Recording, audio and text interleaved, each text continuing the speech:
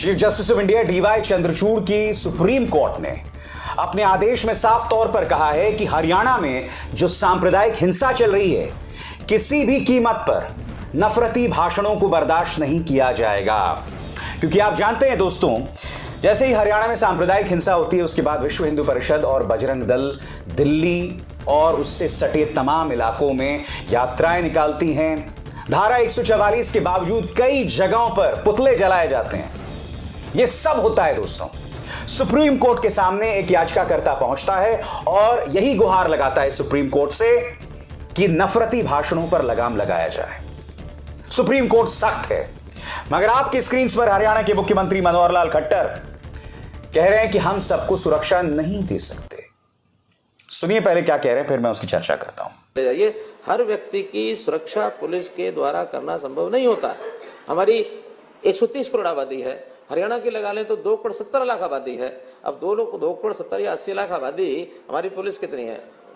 अब 60,000 50,000। बकौल मनोहर लाल खट्टर 2.7 करोड़ आबादी, 60,000 जवान, हर व्यक्ति की सुरक्षा नहीं कर सकती पुलिस। मैं आपसे एक सवाल पूछना चाहता हूं। आपके deputy chief minister Dushyant Chautala वो ये कह रहे हैं कि जिन लोगों ने यात्रा निकाली उनके पास हथियार कैसे आए, हथियार क्यों आए। यही बात गुरुग्राम के सांसद राव इंद्रजीत सिंह भी कह रहे हैं।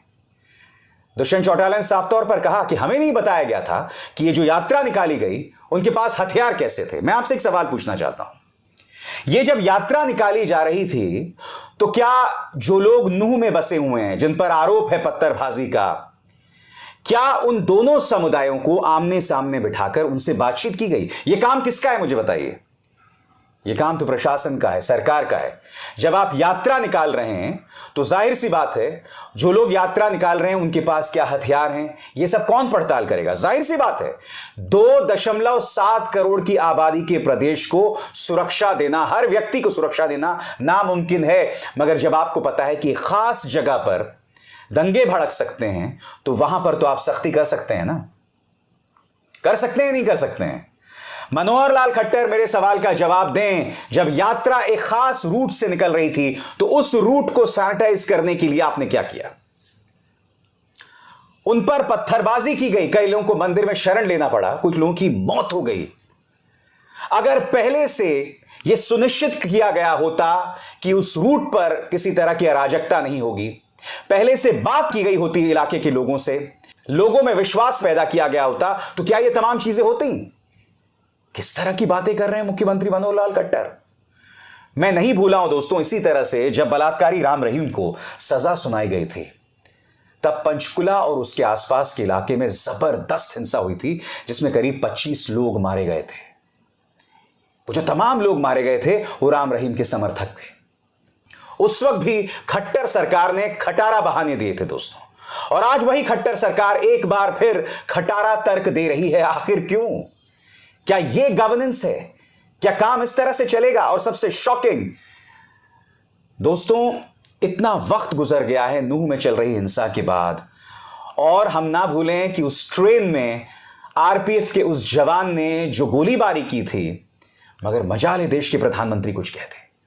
प्रधानमंत्री नरेंद्र मोदी के मुंह से एक शब्द नहीं। विपक्ष यही सवाल उठा रहा है, प्रधानमंत्री आप खामोश क्यों हैं? ये दोधारी तलवार, एक तरफ खट्टर सरकार के खटारा तर्क और दूसरी तरफ प्रधानमंत्री की खामोशी। सुनिए मल्लिकार्जुन खड़गे क्या कह रहे हैं। हरियाणा में जो दंगे हो रहे हैं वो उनके आंखों के सामने, प्राइम मिनिस्टर के ऑफिस से 100 किलोमीटर भी नहीं है, उसके अंदर है। वहाँ पर इतनी गड़बड़ी चल रही है, लोगों को जाके मार रहे हैं। ये कहाँ का रोल है? अरे दिल्ली से नज़दीक राज्य में भी ऐसा होता है तो वो कोई उसका संज्ञान भी नहीं लेते, और ये दूर की बात तो अलग है। तो इसीलिए हम इस सारी चीज़ों को वहाँ पर बताएं, चाहे हरियाणा का हो, और मणिपुर का मुद्दा तो 92 डे से हम उठा रहे हैं, वो भी है। तो इतना सारी चीजें हम बताएं। बहरहाल जैसे मैंने बताया दोस्तों, सुप्रीम कोर्ट भी खासी सख्त है।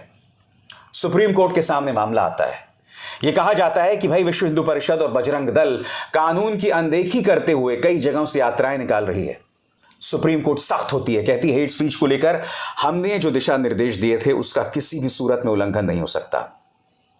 आपकी स्क्रीन पर सुप्रीम कोर्ट ने सरकार को कहा कि हेट स्पीच को लेकर सुप्रीम कोर्ट के आदेशों का पालन करें, हम शुक्रवार को सुनवाई करेंगे। इसके साथ ही सुप्रीम कोर्ट ने सरकार को चेताते हुए कहा कि यह सुनिश्चित करें कि ना हिंसा हो ना हेट स्पीच, सुरक्षा के तुरंत उपाय किए जाएं, संवेदनशील इलाकों में अतिरिक्त प्रिकॉशन लिए जाएं, साथ ही अतिरिक्त पुलिस बल तैनात हो और सीसीटीवी और वीडियोग्राफी हो।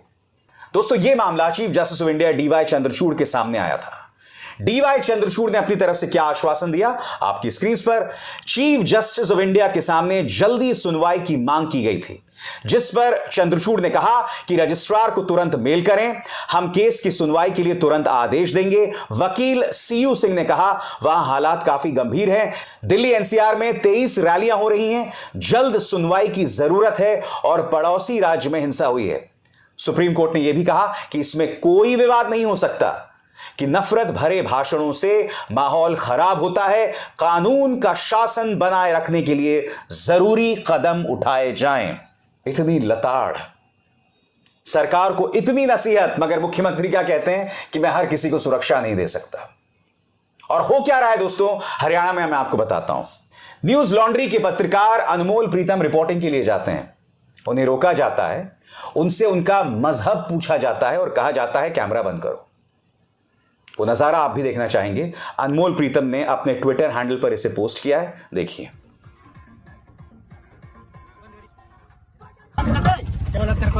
तो बंद कर दे भाई, पब्लिक जा रहा हूँ ना मैं, कितनी देर लगेगी जाने में? जा रहा हूँ। तेरी पार्टी दे दो, तेरी पार्टी दे दो, यहाँ मारना बड़ा मालूम तो खाए दे रहा हूँ तुम्हें। अरे खाए दो भाई, इसमें जा रहा हूँ। हिंदू है कौन मुसलमान है? हिंदू मुसलमान है दस तो भाई निकल भाई, अभी बोल के गए थे ना आपको, फिर भी तू कर रहा है इंटरव्यू ले रहा है। अरे बहुत परेशान है ये लोग बहुत परेशान है, हमें पता है। फिर वे परेशान ना, हमारा हमें पता सब कुछ कहानी, आपको पता क्या कहानी हो रही है। ठीक है काटिए बस, ठीक है जा रहे हैं सर, जा रहे हैं, चलो कैमरा बंद कर। यहां रिपोर्टर्स को रिपोर्टिंग करने से रोका जा रहा है, यह पूछा जा रहा है कि आपका क्या मजहब है। और कल्पना कीजिए दोस्तों, अगर अनमोल प्रीतम मुसलमान होते तो उनका क्या हश्र होता। आज मैं इस मंच से 2-3 चीजें कहना चाहता हूं दोस्तों। यह बहुत जरूरी हो जाता है कि दोनों ही पक्ष, हिंदू और मुसलमान, अपने खेमों में जो कट्टरवादी तबके हैं उनकी सख्त आलोचना करें, सख्त मजम्मत करें। हम लोग जो हमारी बिरादरी में जो कट्टरवादी तबके हैं उन पर खामोश नहीं रह सकते। अभी कल ही में दोस्तों मैंने एक वीडियो क्लिप देखा था, कोई यूट्यूबर जो लगातार जहर उगल रहा है, कोई मुस्लिम यूट्यूबर है। ऐसे लोगों से हमें दूरी बनाए रखने की जरूरत है। उसी तरह से जिन लोगों की वजह से 200 मुसलमान परिवारों को पलायन करना पड़ रहा है, उनकी भी सख्त आलोचना होनी चाहिए। क्योंकि मैं बार बार कहता रहता हूं दोस्तों, जब यह दंगे की आग भड़कती है तो सिर्फ एक समुदाय पर असर नहीं होता है। देखिए, गुरुग्राम के इतिहास में आज तक सांप्रदायिक हिंसा नहीं हुई। भारतीय जनता पार्टी सरकार की कृपा है कि गुरुग्राम जो शहर है, जो आईटी हब है, वहां पर हिंसा हो रही है। इससे ज्यादा शर्मिंदगी की बात क्या हो सकती है। देश में G20 समिट है, वर्ल्ड कप होने वाला है, और यह तस्वीर हम दुनिया को पेश कर रहे हैं। आपको अंदाजा है कि हम कितना नुकसान कर रहे हैं खुद का। सरकार को सख्त कदम उठाने पड़ेंगे, निष्पक्षता से उठाने पड़ेंगे, और चाहे हिंदू हो या मुसलमान, सबको अपने खेमों में जो कट्टरवादी तबके हैं उनकी बगैर लाग लपेट के आलोचना करनी होगी। सरकार कदम उठा रही है दोस्तों, और उसी के अंतर्गत उसने 5 अगस्त तक इन इलाकों में इंटरनेट बंद कर दिया है। खबर पढ़ के सुनाना चाहता हूं। हरियाणा सरकार ने बुधवार को कहा कि सांप्रदायिक झड़पों के मद्देनजर शांति और सार्वजनिक व्यवस्था में किसी भी गड़बड़ी को रोकने के मकसद से नूह और राज्य के कुछ अन्य इलाकों पर मोबाइल इंटरनेट और एसएमएस सेवाएं 5 अगस्त तक निलंबित रहेंगी। नूह के अलावा फरीदाबाद, पलवल और गुरुग्राम जिले के उपमंडल सोहना, पटौदी और मानेसर क्षेत्रों में भी ये सेवाएं बंद होंगी। कितनी असुविधा है लोगों को इससे।